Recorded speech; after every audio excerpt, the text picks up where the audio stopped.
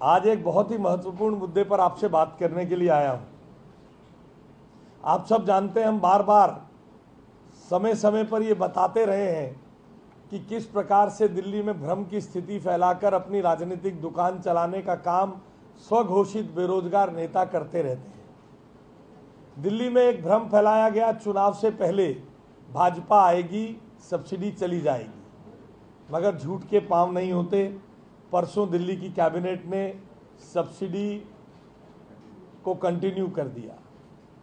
एक भ्रम फैलाया जा रहा है, दिल्ली में बिजली जा रही है, उसके बारे में आज नहीं कहूँगा, बार बार बता दिया है कैसे बिजली जाती है। तथ्यों के साथ दोबारा आपके साथ मिलूंगा। और भाजपा आई, आरोप लगा रहे हैं कि आशीष सूद के घर पर प्राइवेट स्कूल वालों से व्यवहार हुआ, लेन देन हुआ। प्राइवेट स्कूल को भाजपा ने फीस बढ़ाने की अनुमति दे दी। केजरीवाल साहब को लुधियाना में आफ्टर 8 PM याद आ जाता है डीपीएस द्वारका। 2-3 ट्वीट वो डीपीएस द्वारका भी कर चुके, के बारे में भी कर चुके हैं।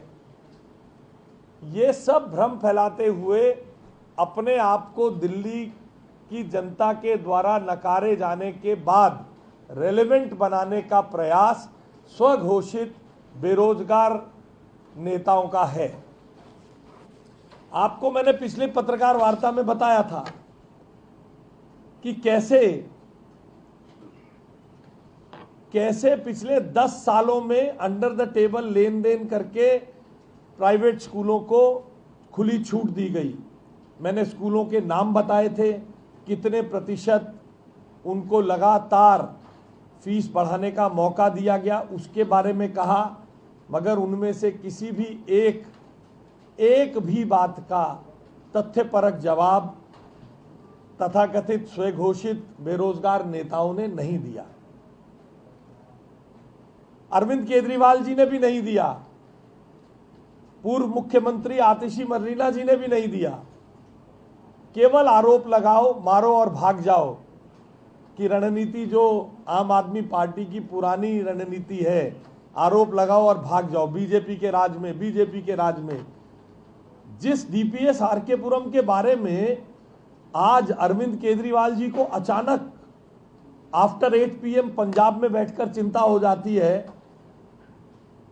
जिस डीपीएस द्वारका के बारे में आतिशी मर्लीना जी को चिंता हो जाती है, उस डीपीएस द्वारका के 100 पेज के लगभग प्रेस कटिंग मैंने आपको पिछले पत्रकार वार्ता में सर्कुलेट की है। आतिशी जी के ट्वीट है उससे भागते हुए। मैं आज आपको ये कोर्ट का ऑर्डर दे रहा हूं। ये कोर्ट का ऑर्डर सबको बांटिएगा। ये डीपीएस द्वारका के संदर्भ में कल कोर्ट का पास किया वो ऑर्डर है। लड़ाई आम आदमी पार्टी के बेरोजगार नेताओं को पता चलना चाहिए, लड़ाई ऐसे लड़ी जाती है, काम करके, तथ्यों के आधार पर। 5 साल के लीगेसी इशू को भारतीय जनता पार्टी की मुख्यमंत्री रेखा गुप्ता जी के नेतृत्व वाली सरकार के कारण बच्चों को रिलैक्सेशन हुआ है। दिल्ली के शिक्षा इतिहास में पहली बार डीएम जिसके पास जुडिशियल पावर है, हमारा जो एक्ट 1973 का स्कूल एक्ट है वो सिविल पावर्स के साथ है। डायरेक्टर एजुकेशन सिविल पावर्स लेते हैं। हमने 4 कदम एक्स्ट्रा चलते हुए डीएम की जुडिशियल पावर्स का इस्तेमाल करते हुए स्कूल में कमेटी भेजी, जिसमें डीएम के नेतृत्व में 3 principal, 2 director, deputy director education, ऐसे लोग गए और हमारे डीएम की रिपोर्ट के आधार पर, आप इस रिपोर्ट को पढ़िएगा, हमारे डीएम की रिपोर्ट के आधार पर कोर्ट को डीपीएस को यहां तक कहना पड़ा कि डीपीएस द्वारका को टेक ओवर कर लिया जाए। डीपीएस द्वारका को रेगुलरली विजिट करके डायरेक्टर, डिप्टी डायरेक्टर एजुकेशन सुनिश्चित करे कि वहां कोई अन्याय ना हो। और जो पिछला अन्याय था, हमारी रिपोर्ट के कारण आज हमारे डीएम को निर्देश दिया है कोर्ट ने, वो सुनिश्चित करे कि सभी तरह के अन्याय बंद हो। ये कोई रॉकेट साइंस नहीं था, ये स्ट्रॉन्ग पॉलिटिकल विल है, ये स्ट्रॉन्ग पॉलिटिकल विल है। हमारी सरकार को फुलेरा की पंचायत कहने वालों को ये मालूम हो, ये ताकीद हो कि सरकार कैसे चलाई जाती है। ये प्रेस और मीडिया के सामने बात करके नहीं, ये स्ट्रॉन्ग पॉलिटिकल विल और प्रामाणिकता के साथ, इंटीग्रिटी के साथ जनता के हितों के लिए काम करने से चलती है। लच्छेदार प्रेस वार्ताएं करने से सरकार नहीं चलती है। 10 साल वो करते रहे, जनता ने इसीलिए नकार दिया। अब मीडिया में बने रहने के लिए लच्छेदार शब्दों का प्रयोग किया जाता है। फुलेरा की पंचायत वो थी जो 5 साल तक डीपीएस के नकेल नहीं डाल पाई। फुलेरा की पंचायत वो थी जो 2024 में 2004 के केस को हार कर आई। हाई कोर्ट ने इनके मुंह पर कागज फेंक दिया। आज उसी हाई कोर्ट ने हमारी रिपोर्ट को तथ्यपरक रूप से माना है और 10 साल में केवल 750 स्कूल की ऑडिटेड रिपोर्ट मंगाई गई थी। मैंने ये तथ्य दिया। आज तक श्री अरविंद केजरीवाल जी ने आरोप लगाने के अलावा इसके बारे में कोई खंडन किया? आतिशी मरलिया ने खंडन किया? क्यों नहीं सबकी एक्ट के मुताबिक रिपोर्ट मंगाई गई, audited report?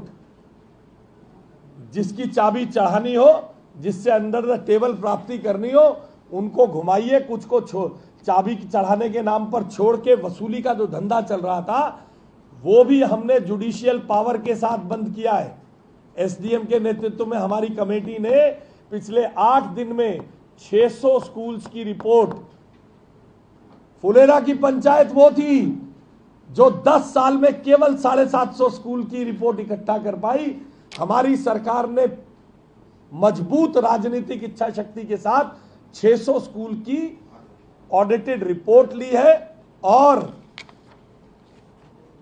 Greenland public school Rajgarh colony, Geeta Bal Bharati school Rajgarh colony, Saroj Montessori public school Vivek Vihar, Puneet public school Patel street Vishwas Nagar, Arwachin Bharati school Vivek Vihar, Lancer convent school Prashant Vihar, Srijan school model town, Queens Mary school, Guru Tegh Bahadur school, Meera model school Janakpuri, saint Gregorios school Janakpuri और DPS Dwarka. ऐसे schools को show cause notice हम जारी कर चुके हैं और ये एसडीएम के नेतृत्व में चलने वाला निरंतर काम है।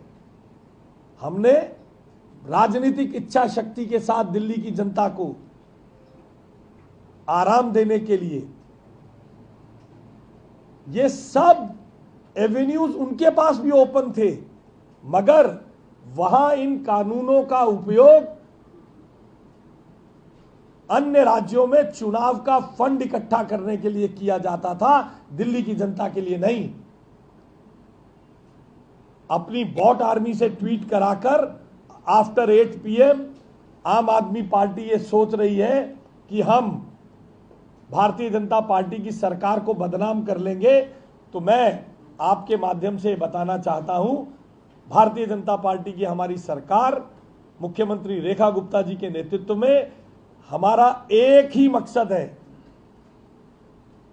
हमें आप कितना ही उपहास उड़ा लीजिए, हम नए सरकार है। Yes, we are a new government, just 55 days old, but we are here with a firm resolve to give relief to the people of Delhi, to serve the interest of the students of Delhi and people of Delhi and curb corruption too. यह हमारा firm resolve है। हम किसी भी तरीके से, और आज ये जो ऑर्डर कोर्ट ने दिया है यह हमारी रिपोर्ट के कारण दिया है। 5 साल में वे लोग 2024 में भी पिटवा कर आए 2004 की रिलीफ को जो मॉडर्न स्कूल में मिली। इसलिए भारतीय जनता पार्टी की सरकार ने ऐतिहासिक इन 50-60 दिनों में ये ऐतिहासिक काम किया है। ना केवल इतना किया है, ईडब्ल्यूएस के एडमिशन्स को ईमानदारी से प्रामाणिक रूप से करके हमने दिखाया है। हम स्कूलों पर नकेल, बुक्स और यूनिफॉर्म के संदर्भ में जबरदस्ती पर भी हम सजग रूप से नकेल कस रहे हैं। आपके सामने नतीजे आएंगे। और एक बड़ा भ्रष्टाचार जो आम आदमी पार्टी की सरकार कर रही थी, फेक स्कूल्स चल रहे थे। बताइए, आप तो सब पुराने पत्रकार हैं, कितने फेक स्कूल्स पर आम आदमी पार्टी ने एक्शन किया था? शिक्षा माफिया हमें कहते हैं। स्कूल चल रहे हैं, बच्चे नहीं आते, कहीं और हैं, स्कूल चला रखे, पैसे ले रहे हैं और डिग्रियां बांट रहे हैं। 11 ऐसे फेक स्कूल्स पर भी, अभी मैं उनके नाम नहीं पढ़ रहा हूं क्योंकि उनके साथ हमारी जांच चल रही है, कनेक्ट करके, और ऐसे स्कूल जो बच्चों को दाखिला दे देते हैं, आम आदमी पार्टी के नेताओं को हिस्सा दे रहे थे। कोई पढ़ने जाने की जरूरत नहीं है, 12वीं का सर्टिफिकेट देने की जिम्मेदारी हमारी, सीबीएसई रिकॉग्नाइज्ड।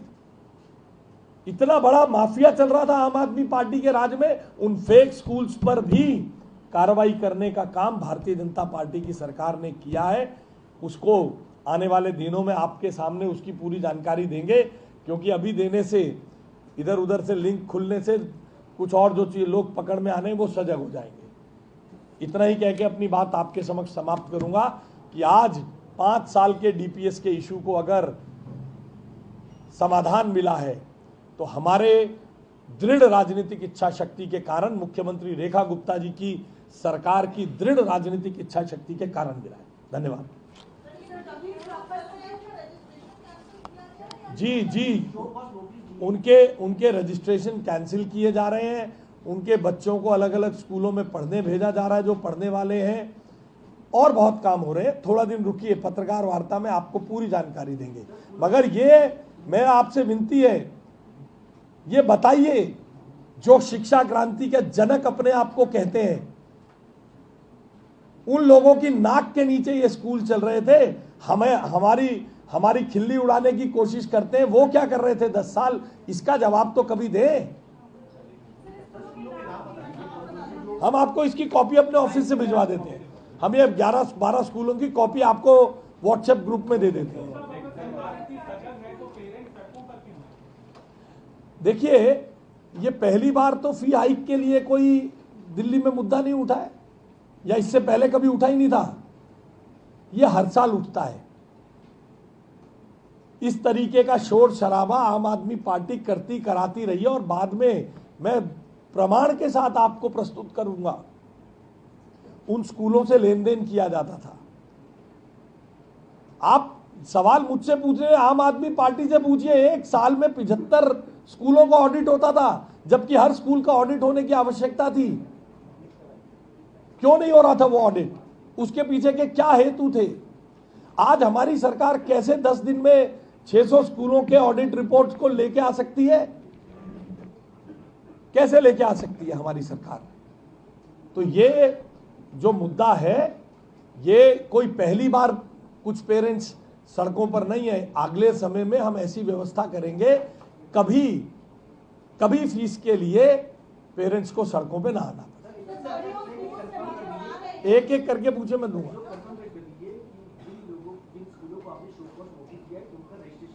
देखिए, स्कूल जवाब देगा। हमारे तथ्यों को, एक पद्धति है, डीपीएस रोहिणी की रजिस्ट्रेशन कैंसिल करने के बात कही थी पिछली सरकार ने, क्यों नहीं कर पाए? क्यों कोर्ट में प्रोटेक्ट नहीं कर पाए? अधकचरी बातों को मीडिया में ब्राउनी पॉइंट्स लेकर, राजनीतिक ब्राउनी पॉइंट स्कोर करने के लिए कहिएगा तो डीपीएस रोहिणी ने 6 घंटे के अंदर हाई कोर्ट से पलटवा दिया ऑर्डर। आज वो डायरेक्टोरेट ऑफ एजुकेशन के बारे में सुनता नहीं है, क्योंकि अधकचरी बातें, मीडिया में वाहवाही बटोरने के लिए पॉपुलिस्ट स्टैंड लेना, ये हमारी सरकार का और मेरे मंत्रालय का ये काम नहीं है। तथ्य से करेंगे। अब देखिए, उन्होंने अपने आप ही कहा है हम बेरोजगार नेता हैं। अब वो बोलते रहेंगे, हम उनके कहे पे जवाब दें और आप भी हमसे पूछते रहें, तो हम अपना समय इसमें लगाने की जगह हम उन तथ्यों को इकट्ठा करके तथ्यपरक रूप से करेंगे। घबराइए मत, सब चीज होगी।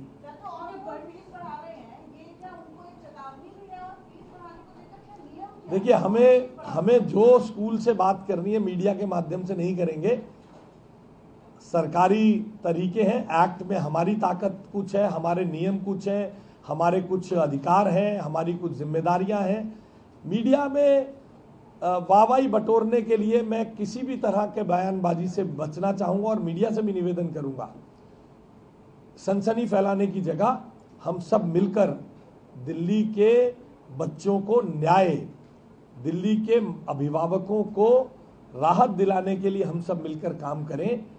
सनसनी फैलाने के लिए तो मैं भी बहुत सारी बातें कर सकता हूं, जैसे पिछली सरकार लगातार करती रही है और अब भी वे लोग करने की कोशिश कर रहे हैं। तो जो प्राइवेट एसोसिएशन के जो अध्यक्ष भरत अरोड़ा का नाम बार-बार आते हैं कि जो है वो सरकार के कार्यकर्ता, मतलब भाजपा के कार्यकर्ता थे और अब वो भी सवाल नहीं उठा रहे हैं। देखिए, हर व्यक्ति की कोई ना कोई राजनीतिक एफिलिएशन हो सकती है। क्या उनके साथ सैकड़ों लोग ऐसे नहीं हैं? क्या उनकी सरकार में सैकड़ों लोग ऐसे नहीं काम कर रहे थे जो लोग किसी ना किसी व्यापार में संलग्न होंगे? इसका अर्थ कोई मेलाफाइड इंटेंशन है ये कह देना। भाजपा की सरकार तो साहब 27 साल से नहीं थी, तो भरत अरोड़ा क्या आज 27 दिन में आ गए क्या? अगर वो आरोप लगाते हैं भरत अरोड़ा या किसी पर भी, मैं तो कहता हूं जो भी हो, भरत अरोड़ा हो या कोई भी हो, मैं सरकार के संवैधानिक पद पे बैठा हुआ जिम्मेदारी से कहता हूं, उन्होंने अगर उनके सामने कोई अनैतिक काम कर रहा था तो फांसी क्यों नहीं चढ़ाई? 10 साल भुट्टे भून रहे थे। अगर भरत अरोड़ा गलत था तो क्यों नहीं सस्पेंड कर दिया भरत अरोड़ा को? क्यों जेल नहीं भेजा भरत अरोड़ा को? केवल और केवल मैंने आपको बताया, बेरोजगार नेताओं को सुबह रोजगार भी तो चाहिए। आप पूछ नहीं रहे आजकल, सारा दिन यहां आ जाते हो। पहले वो आपको यहां बैठने नहीं देते थे हमारे दफ्तर में, अब आप सारा दिन हमारे दफ्तर में रहते हो। थोड़ा हमें भी करना पड़ेगा आपके बयान करके, थोड़ा उस तरफ ज्यादा जाओगे तो चीजें ठीक हो जाएंगी। उनको भी कुछ काम तो दो, सवेरे आधे बांट लो, थोड़ा आधे लोग वहां जाया करो तो थोड़ा बिजी रहेंगे, तो कब आरोप लगाएंगे? नहीं, मैं आपको देखिए, हमारी सरकार डेमोक्रेटिक तरीके से काम करती है। मैंने तो हंसी में आपको बताया कि आप बताइए ना, अगर कोई आदमी आप कह रहे हो ये बीजेपी का था और गलत था, अरे भाई सनसनी क्यों फैला रहे हो? तुमने 10 साल में इस गलत आदमी पे क्या एक्शन किया? क्यों नहीं बंद करा दिया इसे? अगर कोई आदमी चोर है, भ्रष्टाचारी है और आपको पता है, बंद कराओ ना। 10 साल रहने के बाद अगर आप कहते हो एक स्कूल ऑपरेटर भ्रष्ट था, बंद नहीं करा पाए, तो लानत है तुम्हारी सरकार पर।